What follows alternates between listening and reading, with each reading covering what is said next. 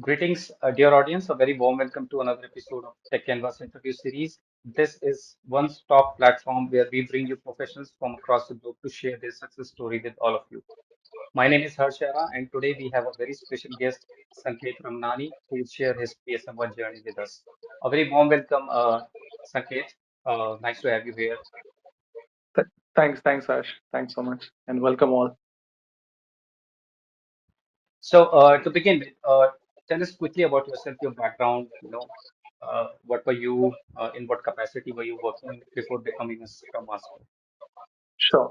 So basically, I come from a BPO background. So I have around 15 years of work experience. Started my career in a BPO tech call center. Worked for some years, and slowly I moved into the problem management piece of work, like the second line support and problem management. Uh, Slowly and steadily, I got opportunity to work. In an organization which was just transitioning and starting up new, and that's where I got into the project management world, where I was working as a waterfall project manager.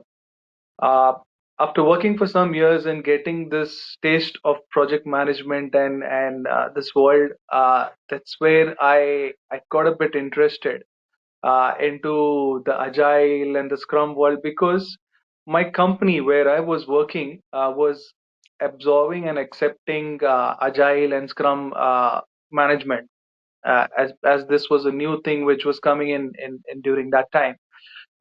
That's where I was working under a project manager as well as a scrum master, and as a project coordinator. That's where I got interested in this piece of work. Great, wonderful. So, at one point of time, you might have realized that you need to do some kind of research, right, before taking that exam. What were all Correct. your sources? Yeah, So, so, as I said, that I was working under a project manager as well as a scrum master, and it always influences you when you see such people in a very powerful position, and you feel a bit influenced with these kind of characters in your life. And I think this was something which made me think that yes, I also want to be a scrum master, I also want to be a project manager, I also want to be a product owner. So when you see such roles, this is when I got this influence, I started doing a research. How do I reach this level, or how do I get this opportunity? So firstly, I had someone whom I could speak to because I was already working with them. So my first approach was speaking to my peers uh, and my colleagues. So that's what I did. Firstly, I spoke to the people who were actually, they were onshore people. So they really were helpful to help me understand how do things happen, or what does how do you become a scrum master, how do you become a product owner, or how do you become a project manager. So they help me, guide me, or mentor me basically to achieve what I am right now. Secondly, after they guided me through that process, they also referred me to some YouTube links, also to some certifications which they guided me, saying that you need to have this level of expertise, this level of understanding to actually start working on it. Once you get certified, you get this terminologies, you get this methodologies in your head. I think it will be helpful for you to relate to things much better that way. So I think that's what was my initial research. okay. So, for the benefit of our audience, can you talk about some of the courses or maybe study material or your sources of learning, some kind of mock exams that you can suggest Yeah. to our audience? Yeah. So basically, what I did, firstly, I went through some YouTube videos. There are very vast YouTube videos online which are freely available. You can also go to do some mock test. Basically, once you understand the Scrum Master methodology and the manifest, what it shows, or what it delivers. So once you have a basic understanding of it, you when you start going through this through the mock interviews or mock test, what will happen? You'll make mistakes. We understand, but that's where you will start learning, and that's where you'll start searching for your questions and searching for your right answers.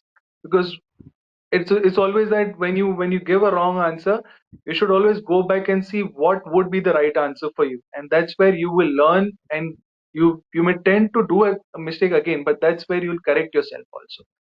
So I Right. think that's what was the key to it for me. Right. Absolutely. Well, so during your course of, your entire journey when you were preparing for the PSM1 exam, what all challenges were you facing? uh, so I'll be very honest, it was my mindset and my thought, because I came from a service management background and then moved into project management and then moved into the Scrum. So it's a mindset which needs to change firstly, because you need to come out of that fixed or rigid background of saying that no, this is, so when you say service management, you actually do whatever the customer tells you. But when you talk about project management, there is a scope which you need to deliver. But when you say Scrum, it is always broken down into sprints and methods. So that's how you will do it. So it's all about understanding how and what needs to be done, and also mainly it is all about understanding and coaching the team, which will be basically understanding the nuances and the issues what what the team faces, and also coach them, and also do retrospective activities with them. Right. So,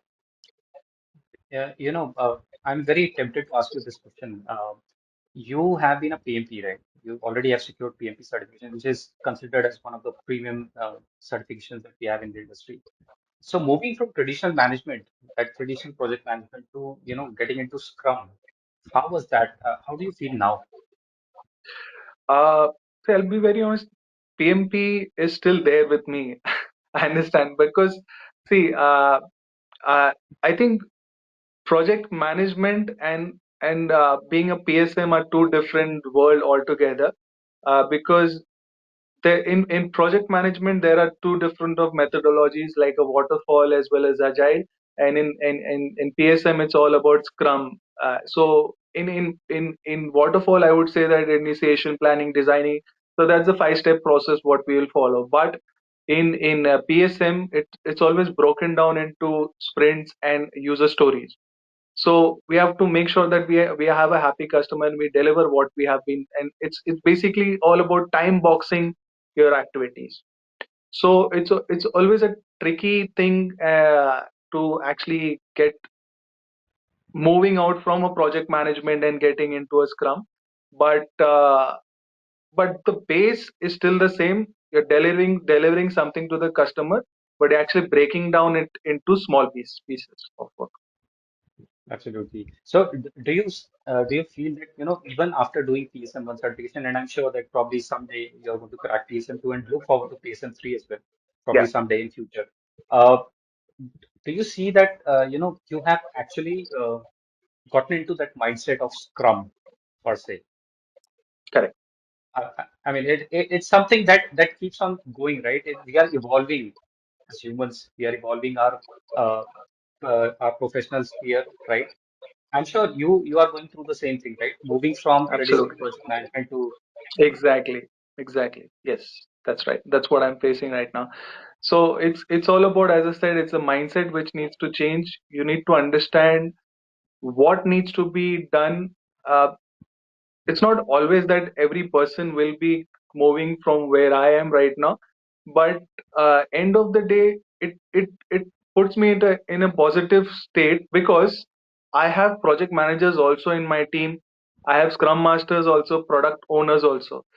It helps me because I already have that type of experience and expertise with me, so I can understand what the project manager would also need also. So it helps me understand his thoughts also. So I am able to deliver it much more faster because I understand their perspective also.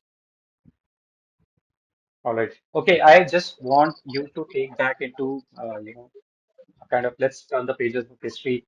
Just think of that exam day that you had, right? 60 questions, sorry, 60 minutes. You have to complete 80 questions. 85% is the passing marks for PSM1. How was it? How was your experience with that? Um, it was crazy. I'll be very honest. I had my money into it. So that was the first thing.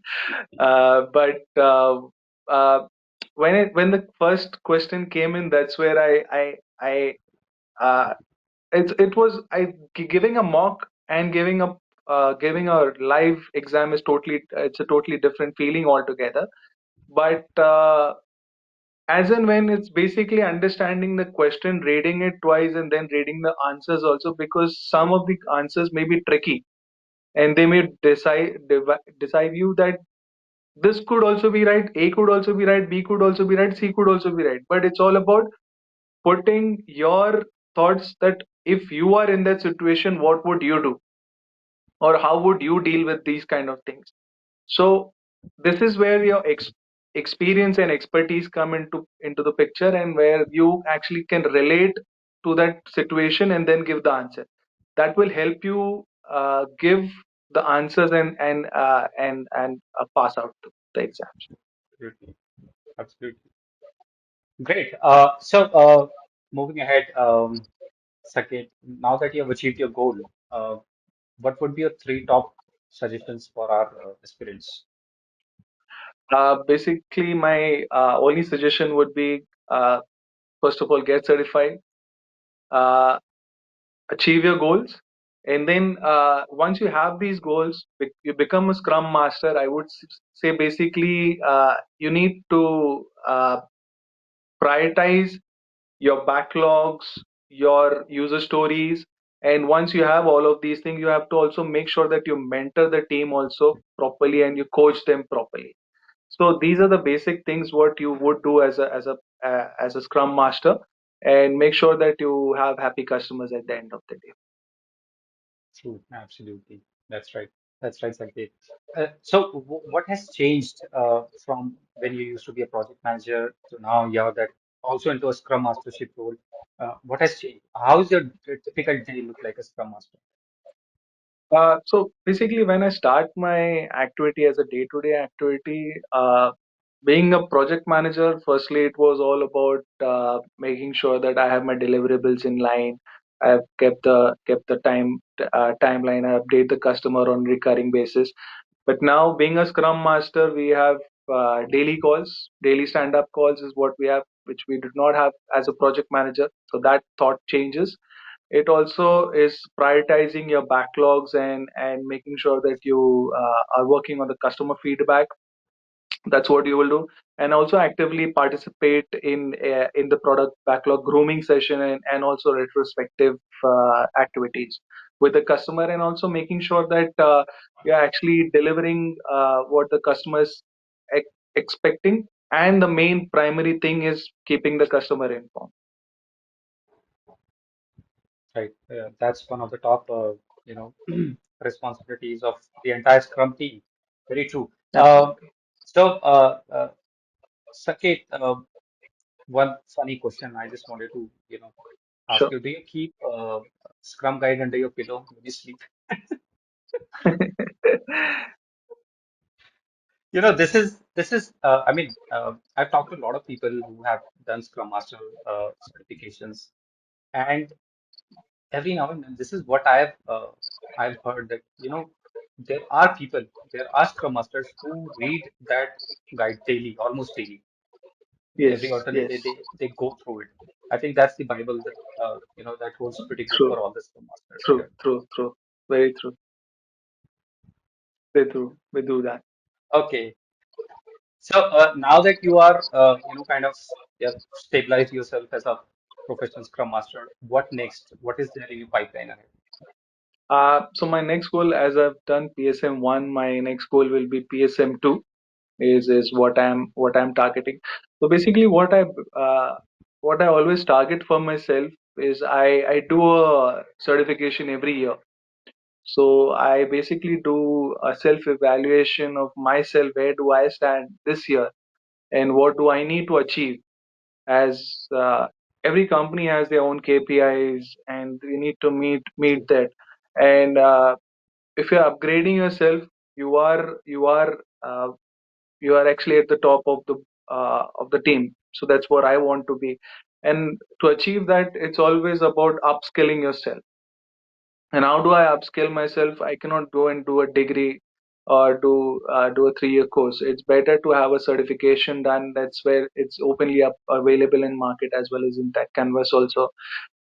It's a simple thing. You just have to give a weekend or 2 weekends and apply your thoughts, go to the training sessions, ask your questions, because that's the key to it. If you do not ask questions, you'll not be able to clear your concepts, because you have 10 people in the class. It does not mean that every 10 all the 10 people think the same thing, because every person is coming from a different background. Some is coming from an infrastructure background, some are coming from software, some are coming from a construction background. So every person thinks differently, but no question is stupid, to be very honest, I would say. It's always logical questions and always constructive answers which will help the person grow. Perfect. Yes, absolutely. I think that's something that we all have experienced in our professional Absolutely. careers. Sanket, one last question now that you're also looking forward to probably, the another step in the ladder, that's your PSM exam. Yeah, Uh, what keeps you motivated? See, the reason I'm asking you this question is we are inching closer to that, end of the year, and probably next yeah, year, Jan, a lot of people come up with different kind of resolutions. We come up with, different kind of goal setting exercises that we do. All the organizations do it, individuals also do it. Uh, what keeps you motivated? All because I know, there are a lot of times in your life, in your professional life or your personal life, which takes a downtime, right? Where you are not, uh, kind of fully into that mode where you are completely engaged or in the flow, right? So, correct. what in during those tough times, what keeps you going? What keeps you taking? Uh, so I'll be very honest. It's my family. I'm just being emotional, but yeah, that's what it is. It's always your family, and you need to have that one person in your life which keeps telling you, no, this is not right, or this is not right for you. Because uh, you may find people where they will tell you, no, no, it is right, go for it, because it doesn't matter to them, because it doesn't matter where you are, what are you doing, and all of this. But it's always family who will tell you and give you the right picture. If you will tell, am I looking good? They will actually tell you, no, the shirt is not looking good, Tony. Right.